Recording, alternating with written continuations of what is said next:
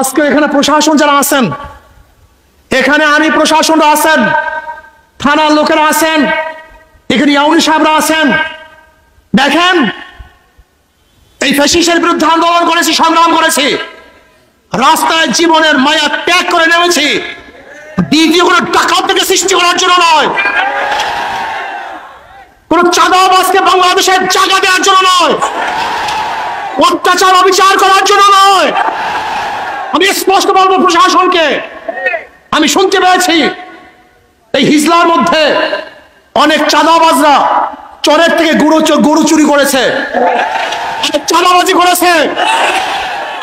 আমি এখানে বক্তব্য দিয়ে গেলাম, যদি চাঁদাবাজকে আপনারা অ্যারেস্ট না করেন, তাহলে আমি কিন্তু ঢাকা হিজলার যারা প্রশাসন আছে তাদের বিরুদ্ধে কমপ্লেন করতে আমি বাধ্য হবে কিন্তু ইনশাআল্লাহ।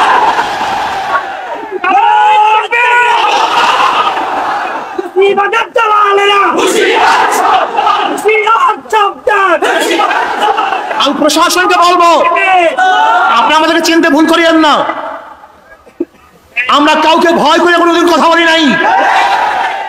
যখন শেখ হাসিনার প্রচন্ড দাপট ছিল, শক্তি ছিল, তখন রাজপথে আঙ্গুল ধুলিয়ে তার বিরুদ্ধে কথা বলেছি। এই জীবনের মায়া ত্যাগ করে তারপর রাস্তায় নেমেছি।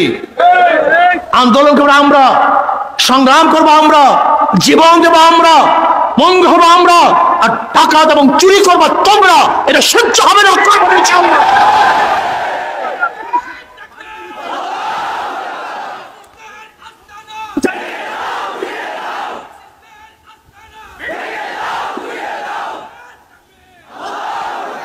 আমি স্পষ্ট বলবো, যদি আপনারা বিচার না করেন, আমাদের কাছে জানা আছে, সাংবাদিকরাও জানে, সাংবাদিকরা চরিত্রহীন হবেন না, কোন দলের সাপোর্ট করবেন না, কোন ব্যক্তির সাপোর্ট করবেন না। এই দেশকে সাপোর্ট করেন, এই মাটিকে সাপোর্ট করেন, জনগণকে সাপোর্ট করেন। আমরা সব চরিত্রহীন হয়ে গেছি। আমরা কালোকে কালো বলি না, আমরা সাদাকে সাদা বলতে পারি না, আমরা রাত্রকে রাত্র বলতে পারি না, আমরা দিনকে দিন বলতে পারি না, আমরা খারাপকে খারাপ বলতে পারি না, আমরা ভালোকে ভালো বলতে পারি না। তুমি মানুষ না, তুমি একটা জানোয়ার। খারাপ তো খারাপই। আমি রাত্রকে রাত্র বলি, দিনকে দিন বলি, সাদাকে সাদা বলি, কালোকে কালো বলি। প্রিয় ভাইয়েরা আমার, 5 তারিখ ছাত্র জনতা ঐক্য হয়ে এদেশের মানুষ বৈষম্য বিরোধী আন্দোলন করেছিল এই জাতিকে রক্ষা করার জন্য, এই জাতিকে মুক্তি দেওয়ার জন্য, সাম্য, মানবিক মর্যাদা, সামাজিক ন্যায় বিচার প্রতিষ্ঠা করার জন্য এই জনগণ রক্ত দিয়েছে, জীবন দিয়েছে। জনগণ গায়েবী মামলা থেকে বাঁচার জন্য রক্ত দিয়েছিল, জনগণ আয়না ঘর থেকে বাঁচার জন্য রক্ত দিয়েছিল, জনগণ আর ক্ষুধার্ত থাকতে চায় না, জনগণ মিথ্যা মামলার আসামি হতে চায় না, জনগণ আর রক্ত ঝরাতে চায় না, আমাদের মা বোনেরা ধর্ষিত হতে চান না, আমাদের মা বোনেরা চান না তাদের চেহারার মধ্যে এসিড নিক্ষেপ করে দগ্ধ করা হোক, আমাদের মা বোনেরা চান না ধর্ষণ করার পরে তাদেরকে হত্যা করা হোক, আমার মা বোনেরা চান না তাদের ইজ্জত হানি করা হোক, আমার যুবকরা চান না বেকার থাকতে, আমার গরিবরা চান না ক্ষুধার্ত অবস্থায় থাকতে, বস্ত্রহীনরা চান না বস্ত্রহীন অবস্থায় থাকতে, গৃহহীনরা চান না খোলা আকাশের নিচে ঘুমাতে। আজকে যারা চিকিৎসার অভাবে ধুকে ধুকে মরছে, তারা চিকিৎসার অভাবে ধুকে ধুকে মরতে চান না। আজকে যারা হাজারো গরিব সন্তান মেধাবী কিন্তু অর্থের অভাবে পড়াশোনা করতে পারে না, তারা চায় না মূর্খ থাকতে।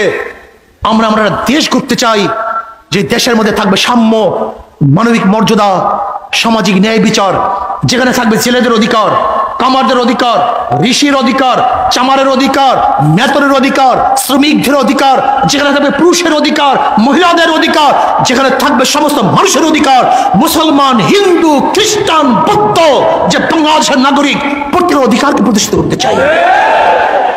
সেই দেশ আমরা চাই, এই দেশের কল্যাণ চাই, এই দেশকে মুক্ত করতে চাই। কিন্তু বুঝতে আমি সমস্ত জনগণকে বলবো, আজকে বাংলাদেশ স্বাধীন হয়েছে 53 বছর, অথচ সিঙ্গাপুর, মালয়েশিয়া সহ এই দেশগুলি একই সাথে স্বাধীন হয়েছিল।